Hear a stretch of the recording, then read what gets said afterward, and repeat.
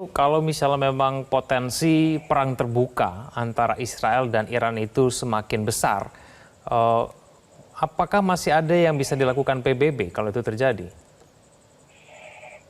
Kita lihat selama ini ya memang sulit ya, karena PBB juga sudah mengeluarkan resolusi, misalkan resolusi nomor kalau tidak salah 212 itu meminta Israel mundur dari tepi barat dan jalur Gaza setelah perang 6 hari 1967, itu pun tidak ditaati. Nah, ini juga tidak ada yang bisa dilakukan oleh PBB saya kira. Akhirnya kita hanya menunggu bagaimana respon Israel di bawah Netanyahu terhadap serangan Iran Selasa malam lalu. Karena serangan Iran ini serangan yang sangat serius. Untuk pertama kalinya, bukan untuk pertama sih, untuk kedua kalinya sejak berakhirnya perang Yom Kippur pada 1973, itu perang Arab Israel, baru Iran yang berani menyerang Israel, menjadi negara pertama yang menyerang sejak 1973, yaitu pada 13 April untuk membalas serangan terhadap konsulat Iran di Damaskus yang menewaskan komandan pasukan Quds Garda Revolusi, yakni Jenderal Hasan Mahdawi. Nah, kemarin itu serangan dilakukan Iran itu menghantam 3 pangkalan udara, yakni Assalamualaikum warahmatullahi wabarakatuh. Kembali lagi di channel Gambas LJ. Kali ini kita akan mengulas tentang Israel menolak dimasuki oleh Sekjen PBB karena ini adalah sinyal untuk menolak untuk tunduk kepada PBB. Oke, langsung saja kita gas guys. Apa ini yang dilakukan Israel guys? Kita gempur habis. Larangan Israel terhadap Sekjen PBB untuk memasuki wilayah pendudukannya dinilai sebagai sikap yang tidak ingin tunduk dengan aturan dan hukum internasional. Kita akan membahasnya bersama dengan pengamat Timur Tengah, Faisal Assegaf. Pak Faisal, selamat malam. Selamat malam, Mas Egen. Ya, terima kasih atas waktunya bersama kami di Prime Time News. Mas Faisal, Israel menolak kedatangan Sekjen PBB. Alasannya karena menganggap PBB ini tidak langsung mengutuk serangan Iran itu, serangan balasan dari Iran ini. Nah, kenapa kemudian menurut Anda Israel kok malah playing victim begitu? Playing victim. Ya, memang ini hal yang sudah dilakukan lama sejak serangan 7 Oktober tahun lalu. Ketika itu Israel beranggapan bahwa mereka menjadi korban dari serangan pasukan Brigade Izzuddin Al-Qassam yang melakukan invasi darat ke wilayah selatan di Israel pada 7 Oktober. Padahal apa yang dilakukan pasukan Brigade Al-Qassam itu artinya ini bukan karena mereka melakukan itu karena tidak ada hal atau tidak ada sesuatu kejadian, karena ini kan penjajahan Israel terhadap Palestina ini bukan berlangsung baru, tapi sejak 1948 kalau kita hitung dari berdirinya negara Israel.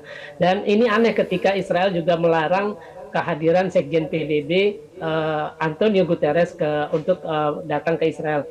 Kita tahu pada bulan November tahun lalu itu Israel mengundang atau menerima kunjungan Elon Musk. Artinya mereka menggunakan Elon Musk untuk perang narasi terhadap sentimen-sentimen negatif terhadap Israel di dunia media sosial. Jadinya aneh ketika ada pejabat dari sebuah organisasi internasional, organisasi terbesar internasional yang diakui dunia, di mana anggotanya kalau tidak salah 193 negara dan Israel termasuk di dalamnya, menolak kunjungan sekjen dari organisasi itu, sekretaris jenderalnya, tapi dia menerima kunjungan Elon Musk dalam konteks untuk melakukan propaganda yang hal-hal positif terhadap Israel.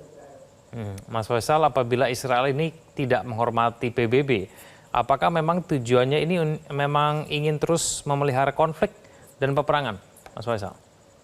Ya, kalau kita bisa simpulkan, ini kan sudah lama Israel tidak melanggar hukum internasional. Salah satunya kita tahu permukiman Yahudi di tepi barat itu jumlahnya sekitar 250 permukiman dan dihuni lebih dari 600.000 orang Yahudi. Itu kan melanggar hukum internasional. Kita tahu juga Israel melakukan aneksasi Yerusalem Timur setelah menang perang 6 hari 1967, itu juga melanggar hukum internasional, karena sesuai juga dengan resolusi partisi PBB tahun 1947, Yerusalem baik barat yang sudah dicaplok oleh Israel duluan pada 48 maupun Yerusalem Timur yang dicaplok setelah perang 6 hari 1967 itu harusnya berada di bawah hukum internasional. Jadi Israel ini sudah lama melanggar hukum internasional, sudah lama melecehkan atau tidak menganggap keberadaan PBB. Kita tahu Mahkamah Internasional sudah mengeluarkan fatwa bahwa penjajahan Israel di wilayah Palestina, jalur Gaza dan tepi barat itu melanggar hukum internasional, jadi ilegal.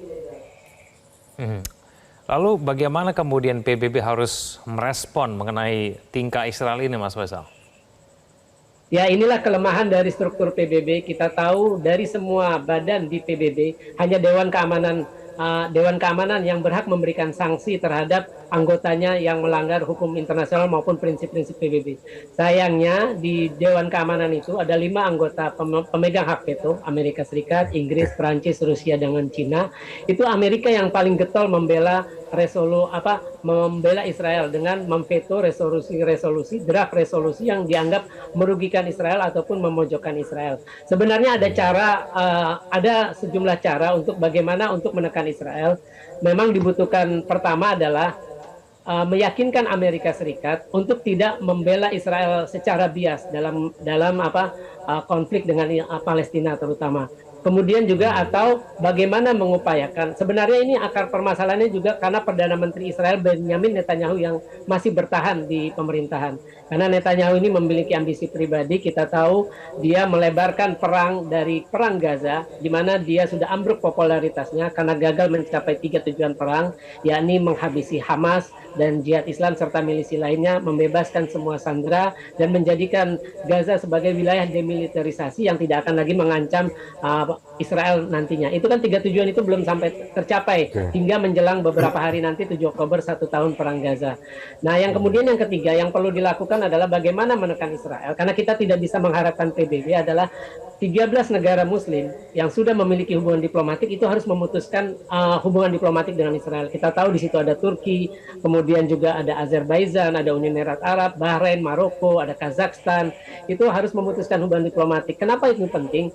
Karena keberhasilan Israel dalam membuka hubungan resmi dengan negara muslim itu adalah sebuah kemajuan diplomasi. Kita tahu OKI dibentuk yang beranggotakan 57 negara berpenduduk mayoritas muslim adalah untuk membela Palestina, berjuang membela perjuangan bangsa Palestina untuk merdeka. Tapi kenyataannya 13 dari 57 negara anggota OKI itu malah menjalin hubungan diplomatik dengan Israel. Saya kira itu yang harus dilakukan, bukan sekedar retorika para pemimpinnya.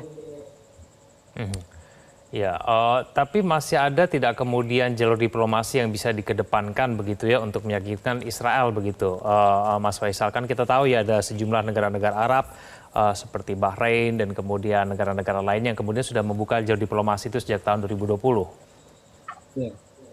Ya, ini yang sulit. Kita tahu sudah berkali-kali ada upaya diplomasi agar terjadi gencatan senjata di Gaza.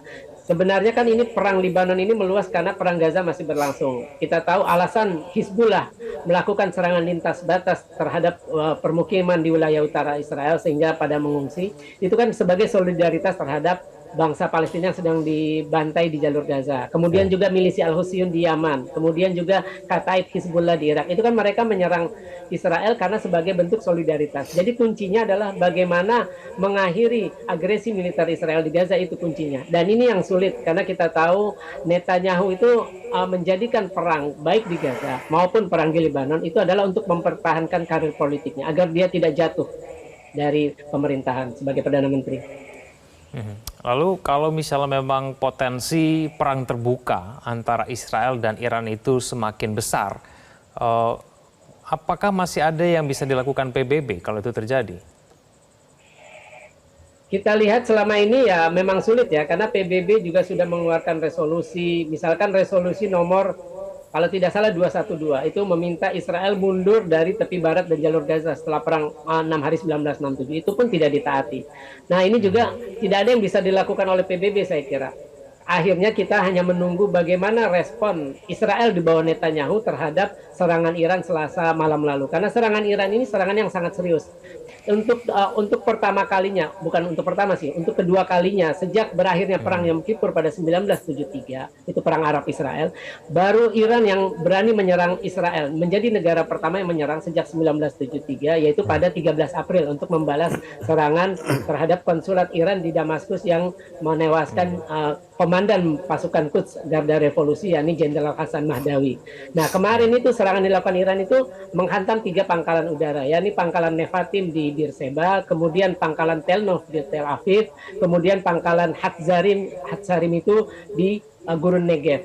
Pangkalan Nevatim ini penting karena pangkalan inilah yang menerima pasokan persenjataan dan bom dari Amerika Serikat. Sedangkan pangkalan Tel Nov adalah tempat di misi dari sekitar 6 sampai 7 pesawat F-15 pesawat tempurnya Israel untuk menghabisi pemimpin Hizbullah Hasan Nasrallah Jumat pekan lalu di Beirut. Jadi serangan yang dilakukan Iran Selasa malam kemarin itu serangan yang sangat serius karena juga menyasar markas Mossad walaupun tidak sampai gedungnya hancur.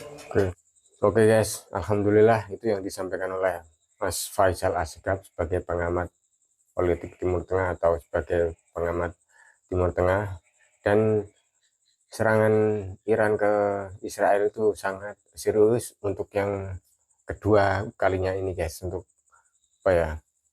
melawan Israel yang semakin membabi buta atau tidak ingin tunduk dengan siapapun atau tidak ingin damai guys. Dan Israel menolak kunjungan Sekjen PBB. Itu artinya sinyal dari Israel tidak mau tunduk dari apapun. Dan serangan Iran kemarin itu sudah menyasar kepada 3 pangkalan militer Israel termasuk Mossad, walaupun tidak sampai ke jantungnya. Oke, semoga ini mengedukasi masyarakat. Indonesia juga semakin maju untuk menjadi